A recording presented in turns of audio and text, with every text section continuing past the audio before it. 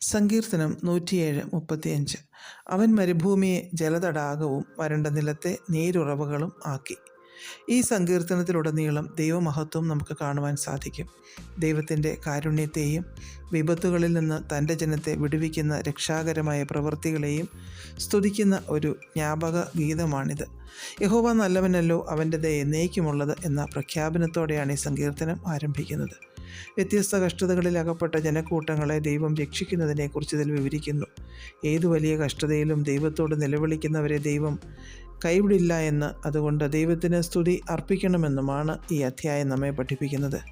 ഒരു ചെറിയ സ്ഥലത്തെ നാം മരുഭൂമി എന്ന് പറയാറില്ല.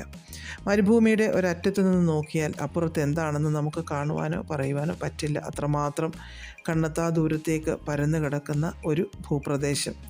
ഇത്രയും വലിയ ഭൂപ്രദേശത്തെ ഒരു ജലതടാകമാക്കി മാറ്റുക എന്ന് പറഞ്ഞാൽ അത് എത്ര അത്ഭുതകരമായൊരു കാഴ്ചയായിരിക്കും. വരണ്ട നിലത്തിൻ്റെ സ്ഥിതി നാം പലപ്പോഴും കാണാറുണ്ട്. ഭൂമിക്ക് വെള്ളം ലഭിക്കാത്തതുകൊണ്ട് അത് പലയിടങ്ങളിലും വരൾച്ച മുഖാന്തരം വിള്ളലുകൾ ഉണ്ടായി പുല്ലുപോലും ഉണങ്ങി നിൽക്കുന്ന കാഴ്ചയും നാം ചൂടുകാലത്ത് കാണാറുണ്ട്. എന്നാൽ ഇവിടെ ദൈവത്തിൻ്റെ അത്ഭുതകരം പ്രവർത്തിക്കുമ്പോൾ അത് എപ്രകാരമായി തീരുമെന്ന് പറഞ്ഞിരിക്കുന്നു. നമ്മുടെ ആത്മീയ ജീവിതത്തിൽ ചിലപ്പോൾ ഇങ്ങനെയുള്ള വരൾച്ച അനുഭവപ്പെടാറില്ലേ? നിരാശ കൊണ്ടാകാം, ദീർഘനാൾ പ്രാർത്ഥിച്ചിട്ടും മറുപടിയൊന്നും ലഭിക്കാത്തത് കൊണ്ടുള്ള മടുപ്പാകാം, എന്തുമായിക്കൊള്ളട്ടെ. ചിലപ്പോഴൊക്കെയെങ്കിലും നമുക്കിങ്ങനെ അനുഭവപ്പെട്ടേക്കാം. പ്രാർത്ഥനയിലും ആത്മീയതയിലുമൊക്കെ വരൾച്ച വന്നേക്കാം. എന്നാൽ സങ്കീർത്തനം 113:6 പറയുന്നു, ദൈവം ആകാശത്തിലും ഭൂമിയിലും ഉള്ളവ കുനിഞ്ഞു നോക്കുന്നു എന്ന്. ആ നോട്ടത്തിൽ നമ്മുടെ പ്രാർത്ഥന, കാത്തിരിപ്പ്, മടുപ്പ്, നിരാശയൊക്കെ ദൈവം കാണുന്നു. നമ്മുടെ ആത്മീക മേഖലയിലെ വരൾച്ചയെ ജലതടാകമാക്കി മാറ്റുന്നു. കൃപകളും കൃപാവരങ്ങളും പരിശുദ്ധാത്മാവിൻ്റെ നിറവും ശക്തിയുമൊക്കെ നൽകി ദൈവം നമ്മെ അനുഗ്രഹിക്കും. ജലതടാകമെന്ന് പറയുമ്പോൾ അനേകർക്ക് അത് ഉപയോഗമായി തീരുന്നു, പകരപ്പെടുവാൻ സാധിക്കുന്നതായിത്തീരുന്നു.